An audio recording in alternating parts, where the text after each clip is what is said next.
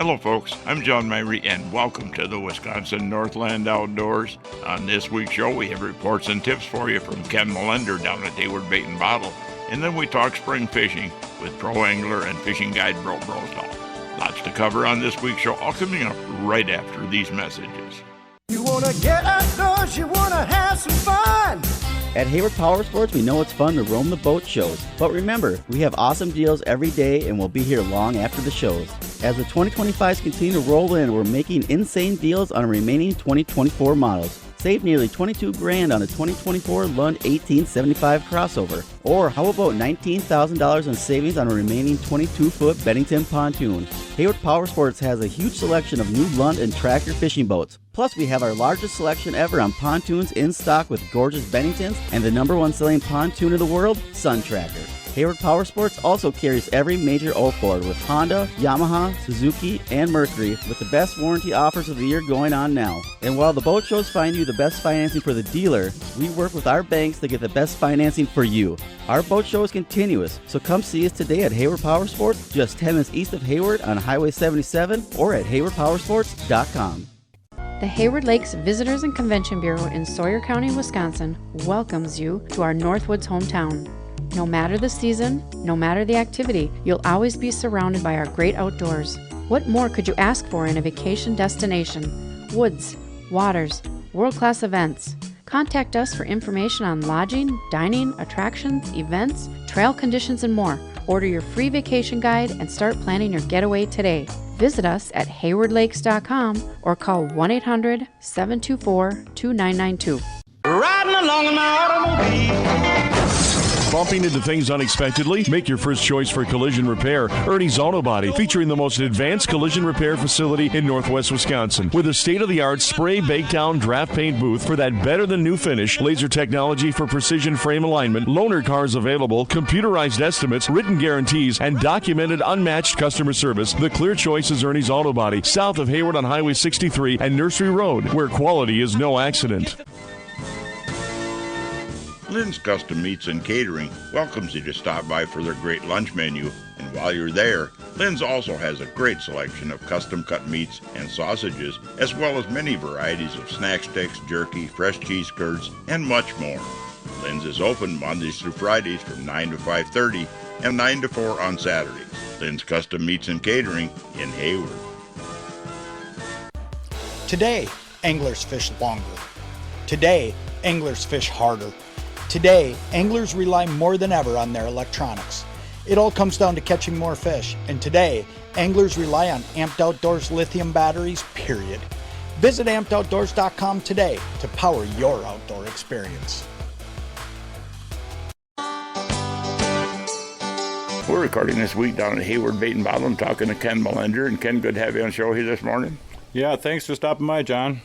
Well, we're past the fishing opener, and, we had it's mixed reports. We had bluebird high sky day on opener, and but people are still catching a few fish, I heard.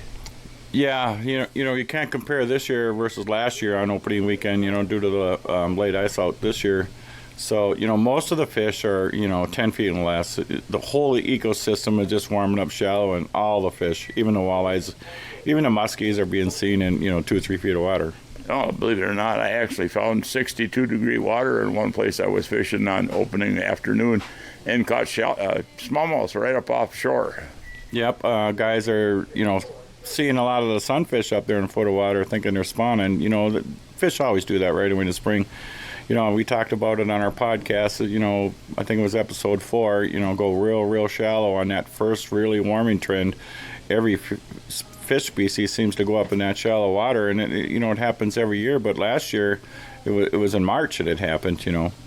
Well, I did catch one decent walleye out in deeper water, though, and I caught my fish out in 8 feet of water, which was deep for that particular lake, or not real deep, but anyway, I still think that the bulk of the bigger female walleyes are going to be up a lot shallower because they're just recuperating from the spawn. Well, they're opportunists, and all the baits seem to come shallow, so they're in different structures of each lake. Each lake's going to be different depending upon the ecosystem of the water body. They're going to sit there and ambush the prey as they come shallow. And the one consistent thing is usually the smaller males are the ones that do bail off into deeper water on a lot of lakes. Well, they seem to hide from the big northerns and muskies. Well, talking about panfish, you mentioned earlier they were catching a few crappies and bluegills. Yeah. Well, my experience is a lot of the crappies, they'll start staging in the mouths of these bays or hard bottom areas, and they really like that red top cabbage, and that grows in like 4 to 6 feet, and it's got big brown leaves, it's kind of reddish brown, and they suspend next to them to help heat up their eggs for the spawn coming up. Well, and water's warming really fast out there with this stretch of warm weather, and actually we're starting to see some, besides baitfish out there, the midge hatching too. The little tiny midge flies, they're hatching out there now. Yeah, I heard that there was quite a few little fly hatches over the weekend. Actually, believe it or not, I saw one dragonfly when I was out there fishing too, so that'll be coming up. Yeah, that's interesting. There was, with the water temp in the 40s in a lot of the lake, you must have been up in a lot warmer water, and probably 58, 59 is usually when you start seeing them. Anyway, it's 62 degrees where I was fishing at, and I saw one dragonfly. So, that'll be a ways off yet on some of the big clear lakes. But when that starts happening, it can really make fishing a little bit tougher too, can't it? Yeah, that's usually a transition when they're using the whole water body. There'll be some deep fish and fish mid-depth, and so they spread out and they move around quite a bit, so you have to be pretty aggressive to locate them, once that first dragonfly hit. And actually, topwater fishing for bass, both largemouth and smallmouth, can be pretty good then too. Yes, it is. Let's talk a little bit about pike fishing. We were ways off from the muskie season yet, but the pike fishing out there, they're actually encouraging people to keep a few of these pike on a bunch of different lakes up here. Well, when you go after them, I use a lot of rattle traps in the spring for largemouth, until the water temp gets about 60, 61. And I lose quite a few of them to do the northerns because I'm stubborn-headed. I don't put on a leader. But spinnerbaits also work really well. Chatterbaits work well. Just get on a weed flat and just cover water. And you're looking for good table fare food, too. The pike are really good. And, if you're catching a bunch of them little 22-inch fish and you want to keep some of them, one of my friends in northern Minnesota says if you can't get the Y bones out, you take the tail fillets off them. You still got a good, clean, boneless fillet. Yeah, there's a lot of good YouTube videos where anglers are sharing how to get the Y bones out. Especially when you have children, them Y bones can be a little pain in the butt for getting out. For table fare. Yeah, but the tail fillets don't have any bones in them, so that's going on. I know there've been a few people trout fishing out there too right now, and the rivers and stuff. Yeah, my Yorkies and Yorkie poos, they love that little tail meat fried up. Yeah. Well, there's a lot of good fishing out there to be had, and I know I'm hearing some good reports from up on the big lake, Lake Superior, still yet. Yep. I haven't heard this weekend's report, but they were still catching cohos and browns up shallow. And you guys have a good source of information, and people looking for information on the lakes and around Hayward here. Everybody in here spends time out there in the water, it seems like. Yeah, Jeff, great guy here. He does a lot of trout angling, and he does spot on. He's spent a lot of years coming up here and spending his summers up here, locating the good areas. And if you ever need to talk to somebody about trout, Jeff is the guy. And smallmouth or bass, talk to Ken here, because myself and Ken, we do that Northland Bassin podcast, which is a good source of information for fishing around northern Wisconsin or any place else up north. Yeah, there's a lot of good. One of the reasons why I moved up here was because of the smallmouth and largemouth bass fishing in the area, where you have a diversity of water bodies from clear to stained and flowages and current, and it's challenging at times, but it's a lot of fun. Thank you, Ken, for taking the time. All right, thanks. Well, folks, we need to take a break right now and hear from some of the fine sponsors that make this show possible every week. When we come back, we'll be talking spring fishing with pro angler and fishing guide Brosdahl. So stay tuned. We'll be back right after these messages. Hayward Bait and Bottle is your one-stop for the Hayward area's largest selection of rods, reels, lures, fishing electronics, boating supplies, and much more. Whether you fish for bass, walleyes, panfish, or muskies, gear up for the upcoming fishing season. And if you're getting ready for the spring turkey season too, they also have just about everything you'll need for a successful season. In the bottle shop, you'll find a full selection of beer and liquor. Hayward Bait and Bottle is your one-stop sport and bottle shop. There's no time like the present to explore Hayward, Wisconsin. one of the Midwest's most popular vacation destinations. With crystal clear lakes for water sports and fishing, miles of trails for riding snowmobiles, ATVs, cross-country skiing, hiking, and mountain biking, this area is buzzing with activity year-round. Combined with charming local shops and a variety of Northwoods dining options, Hayward is certain to offer both adventure and relaxation for everyone. Plan your trip today and find everything you need on the Hayward Area Chamber of Commerce website. From events and attractions to local dining, shopping, and lodging, visit haywardareachamber.com and start your next adventure now. Hayward Power Sports has remodeled our service center. This is Service Manager Damon Schrader. Don't worry, we have the same friendly faces with a service team of 16 highly skilled and certified technicians and a parts inventory that's second to none. We're ready to service and repair your BRP and Polaris machines, plus virtually every major outboard on the planet. And remember, it's always a good idea to think ahead and bring your machines early for the next season. See Hayward Power Sports just 10 minutes east of Hayward on Highway 77 or call 715-462-3674. Welcome back to another segment of this week's Wisconsin Northland Outdoors, and this part of the show is brought to you by the Hayward Lakes Visitor and Convention Bureau. For more information on lodging and vacationing here in the Hayward Lakes area, check out their website at haywardlakes.com.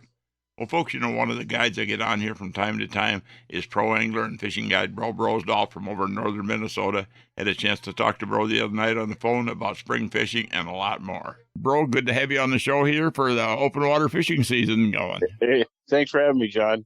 Bro, you know, we're getting underway on a new open water fishing season here, and, you know, I think the early part of the season is always going to be the slower part, usually, isn't it?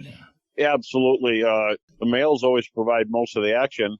And maybe some people could get in on some jumbo perch because they should be right about the time where they bite on the lakes that they're at. But there's always panfish, and I love fishing for panfish because all the temperatures of the water for their different desired temps, they're all about the same. And the spring brings in the walleyes, it brings in the crappies, the bluegills, the perch, and of course there's pike. But it's the melting pot of the year, so yep. It's just an amazing time. Bro, once we get into the second week or so of May, usually everything starts to get going in overdrive out there. You start seeing some bug hatches going on, and you start seeing the fish get more active, and the fish are pretty much recovered from spawn when it comes to the walleyes out there. The panfish are gearing up for the spawn. Oh, absolutely. I'm looking forward to it, and I stocked up on some eye candy minnows because I don't know how we're going to be for shiners. A lot of shiners come from Mille Lacs, Red Lake, and some other lakes, but it's going to be close. I mean, everything's low, so the ditches are low. They get a lot of them out of the ditches, and so there's no ditches. The water was low, so we've had some rain. Need to bring it up, and I noticed some lakes were down too when I was going to that little thing at the Park Falls there at St. Croix, and but one thing I want to tell everybody, just make sure you got good batteries. I got my amp batteries put in the boat, ready to roll, and I put a little bit of little solution on the nuts on top of the washers just to make sure doesn't get rusted or corroded. Can't remember what it's called, but it's you put it on top of your batteries. But everything's ready to go. I'm amped up, and I got solid power going to my electronics. And then nothing's on my starting battery. Yeah, same as me. I got the amp batteries in both my boats and everything ready to go. I got the gear in them, and I'm ready for the season here. So, you know, absolutely. We're talking about the walleye stuff. You know, what's some of the first bugs that you start see hatching and get going? We get the minnows going first, but then you got midges and stuff going first. Yeah, the midges start coming out. Matter of fact, I'll see them even early, like right at walleye opener. If you get way up in the shallows, wherever there's mud and there's a calm area, you'll see those they look like little raindrops with the midges coming up.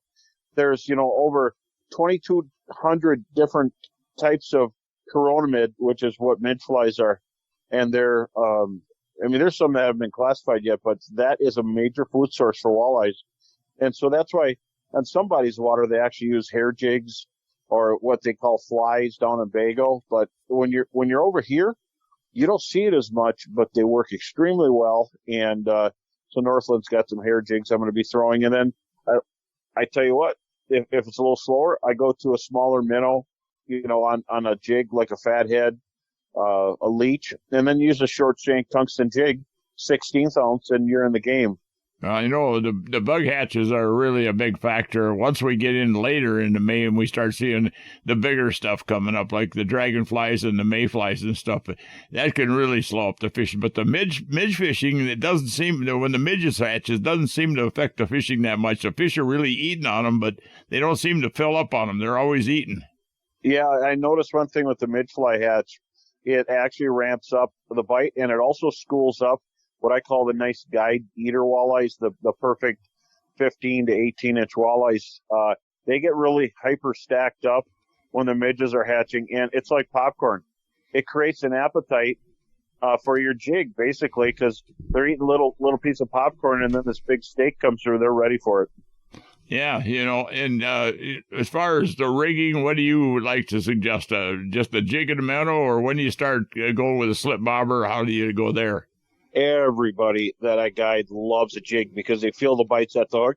But bobbers are fun too because you get to see that action. You get to see the bobber go down. And just because you throw a bobber doesn't mean put your feet up and have a pop.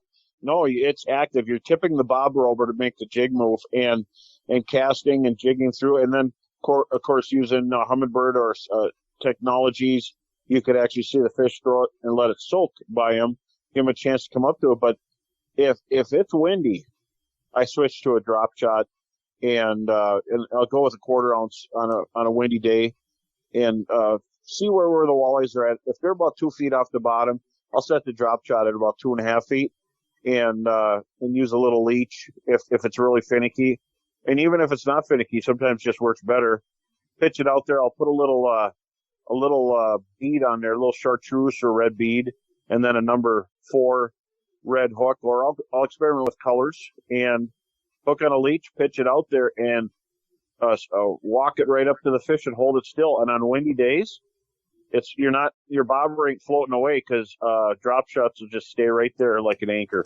Well, another advantage to drop shot too is that you could always maintain your bait exactly off the bottom when you got varying depths. Whereas a slip bobber, it stays at a certain depth from the surface, but with the drop shot, it stays a certain height off the bottom all the time. Yeah, and that's why you make sure you know how far the fish are up.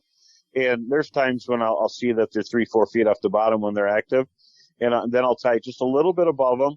You get a little, because from the time you cast to where it hits the bottom, and then stopping by the fish, there's a little bit of an angle and a sag. So I always go a 1/2 foot to a foot higher.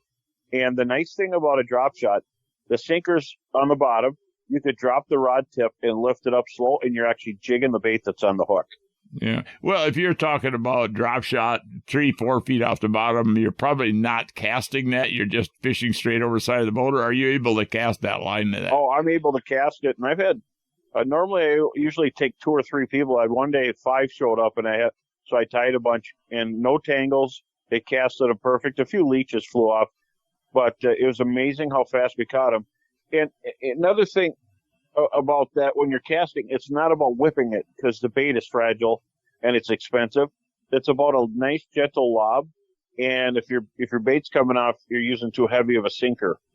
So then go down to an 1/8. Sometimes I go to a 16th, as long as it could hold still in waves and wind. When you're using a bobber and you get heavy waves, sometimes the fish don't want that bait going way up and way down at them. It's not just jigging and lofting. It's going up and then flopping down on them, and they don't like that. So that's another reason I switch to drop shots on windy days. When you're fishing a drop shot, I've fished both ways, but are you mostly using the plastics, or are you using live bait to set up on there? A lot of times live bait, and I've used plastics. Plastics work really well on a drop shot, an original drop shot. I tie a little finger on there when I'm using bait, and I like using the original drop shot with the Palomar knot, and then you go through the hook back again to the sinker because it pins it straight on the line. But what I'll do is use a Gamakatsu worm hook. So a 1/0 worm hook like you would use if you're going to put a plastic worm on there, and I'll tie it so it's straight out. And then you could double hook a shiner. You could use a 1/2 crawler and it's threaded on there. There's a lot of tricks you could do, and every little trick adds up to a good end of the day. Well, folks, we need to take yet another break and hear from even more of the fine sponsors that bring this show to you every week. When we come back, we'll have the second part of that talk we had with pro angler and fishing guide Brosdahl. So stay tuned. We'll be back right after these messages. Hey folks, come on over to Hayward Ace Hardware and check out the area's largest selection of firearms, ammo, and accessories. We carry top brands like Browning and Sig Sauer, and we have a great selection of the newest and hard-to-find models. We've got a large selection of ammo with more coming in daily. If you need a scope, we carry great brands like Leupold, Hawk, and EOTech, and we'll even mount it and bore-sight it for you too. We even sell suppressors and silencers. And don't forget to check out our Guns of the Week. Huge discounts on a variety of pistols, rifles, and shotguns that change every week. So stop on in to Hayward Ace Hardware, your firearms superstore. Hayward Ace Hardware, Highway 63 North in Hayward, or give us a call at 715-634-8700. Hayward Animal Hospital is a full-service medical and surgical hospital featuring on-site laboratory, digital and dental x-ray, in-house pharmacy, and online store. Dr. Ostrander has 40 years of experience dealing with illnesses, injuries, surgery, and dentistry. Hayward Animal Hospital offers urgent care appointments and emergency surgery daily. Please call early in the day for these appointments. They open at 8 a.m. Hayward Animal Hospital is located 1 mile east of Hayward on Highway B. Call 715-634-8971. Hey folks, the Log Cabin Store in Northwoods Beach on Highway K between the Big Lakes has groceries, ice, beer, liquor, and pop, and now has all new tackle and bait supplies. All current antiques and household items are now on sale and all must go to make room for the sport shop. That's at the Log Cabin Store in Northwoods Beach between the Big Lakes. If you'd like to have your time fishing be more enjoyable and productive, hiring a fishing guide can be a good investment. Whether it's learning more about fish patterns throughout the year, learning how to use your depth finder to find the best spots and fish, learn how to use that GPS to get the most out of it, or learn better boat control. A day on the water with a guide can really help you to be a better angler, as well as make a day on the lake very enjoyable. To book a guide trip this year or get more information, you can find us on the internet at www.wiscnorthlandoutdoors.com and then just click on Area Guides. Welcome back to the last segment of this week's Wisconsin Northland Outdoors. And folks, we're going to jump right back into the second part of that talk we had with Brosdahl. Right, and that drop shot works for everything. It was kind of a bass thing to start with, but I've caught panfish with it. It's a good crappie tactic, too. Absolutely. I have drop shots tied on my panfish rods. I have, the Avid panfish rods. I have them up to 8 feet, for careening fish out of the weeds. But I'll have drop shots tied on my 7-foot Legend Elite panfish rods and I go with lighter line. So I'll use a 6-pound line because you want the knots to perform if you hook a pike or a bigger walleye. But I'll put a small colored hook, pink, with a little yellow bead, and then you can add plastics to that. And then when you're pulling, you're just digging it real slow in. You don't ever set the hook real hard. You pull, and if there's weight, pull into a sweep, and then that's how you get the panfish. But definitely, bluegills will hit it like a freight train. Crappies are gentle. When you're talking drop shot too, what are you using for line? Because one thing I've noticed when you're talking line and line visibility, the more slower the presentation or finessey where the fish can swim up and swim around it and look at it, the more you got to worry about line visibility. And are you tying on 15, 20 feet of fluorocarbon and tying your drop shot on that, or how you rigging? Yeah, I usually use 10 to 15 feet. A lot of times I'll get by with 10. And then I tie that back-to-back uni to my braid because I like using braid with clients, easier for them to cast. And it goes straight to the hook. And then I'll tie a live bait loop knot. And then on that little loop, I'll take and I'll thread it with a piece of fishing line. I'll thread the hook and the bead on and then wrap it 3 times. And then I make a loop at the bottom and I put a cylinder sinker down there. I've seen the way you rig too, especially with live bait. You don't have the hook tied right to the drop shot line. You have it on a little piece of finger, a line that hangs out a ways 3 or 4 inches, right? Oh yeah, because otherwise, if you tie straight to the line, like the straight out bass way, you end up with a sucker of a leech or a minnow head, and they grab it, bite it, take off with the rest. But if you give them a little finger, you hook them right in the corner of the mouth every time. and just got to be careful. Otherwise, you'll get fish that get gut hooked. But if you're going to keep them, that's fine. But so I'll tie that little finger line so I could add a bead to it or a little pill float. And but I do use a regular drop shot, like I said, with a long shank worm hook, and then I tie it so it sticks straight out. It's such a great deal during the shiner part of the year. You can pitch it in there and you can just jig that shiner in place. Yeah, well, and let's talk a little bit about slip bobber. We talked about that earlier. That's a real popular way of going after fishing. The one thing I've noticed, I mentioned to you a couple of years ago that I got on to where I was fishing like Northland thumper jigs, and then I found some other round ball head jigs. I got them off Bass Pro Shops, I think, online, but they were underspin jigs with a little Colorado blade about the size of your fingernail. And but now I notice that that must be catching on or something, because Northland's got a whole raft of different jigs out besides the thumper jig now with underspins, and so do other people out there.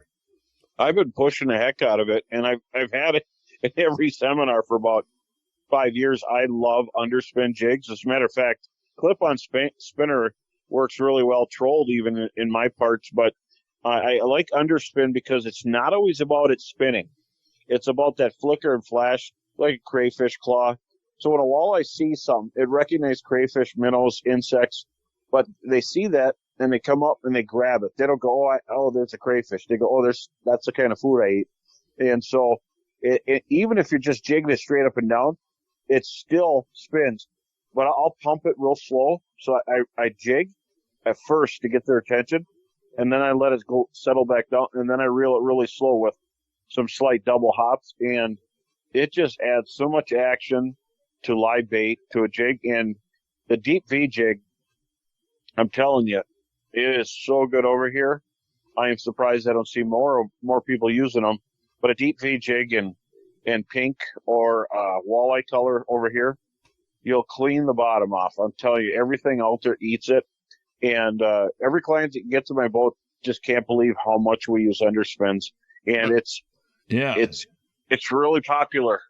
Well, and I find myself using them under a slip bobber the majority of the time if I'm getting water that's stained at all, because it seems to outproduce just a jig or a hook or anything else by far. And, we're not just leaving the bobber sit, basically, unless you got a lot of waves. We're either moving the bobber back in little short spurts, or we're just slowly cranking the bobber back in covered water. And it seems to be a really good tool fishing, any of that stained water with a slip bobber. Absolutely. That little bit of flash makes a big difference. Every little thing adds up to a big package. It's bulk in the water. It bulks it up more. It could be thought of as a fin or any kind of thing like that, but the fish could see it. Dark stained water or clear. I find myself using them, and then I messed around with the Smeltnator underspin just to check it out, because it's kind of high end with a Gamakatsu hook. And I'm telling you, that spinner is so good. It's a high end swivel, and if you grab the spinner and just spin the jig in your finger, it'll just spin forever. And I like those, but my rule is if we lose 5 of them, we're going back to the cheaper ones because they're expensive. Yeah, they are. Yeah, bro, a lot of good information there for the early part of the season. Guys are going after walleyes and everything else out there. You want to give out some information and people can keep track of what you do online and your guide stuff? Sure. Brosguideservice.com is where you book a trip. But then you can watch the Bro Roadshow. We still have a couple left. I just do 5 or 6 in the spring and 5 or 6 in the fall. Kind of rev everybody up and keep people interested. And we do have giveaways, but the Bro Roadshow, and you could also watch it even after it's been aired. But definitely, it's a lot of fun. And I do it because I love fishing. I want to teach people new stuff just like you do. Well, thanks a lot, bro. Thanks for having me. Well, folks, we're about out of time for this week's show. I'd like to remind everyone out there that if you miss a show, go to our website at wnoradio.com. And from there, you can link to our podcast site, and the show is also on Spotify and Google Podcasts every week. And also, if you're looking for information on vacationing and lodging here in the Hayward Lakes area, check out the Hayward Lakes Visitor and Convention Bureau website at haywardlakes.com. Thanks for listening, folks. We're out of time, and we'll be back again next week with another interesting show for you. Listen with me, I'm gonna take you there to our Wisconsin outdoors, our Wisconsin Outdoors. This program has been produced and hosted entirely by Wisconsin Northland Outdoor Communications.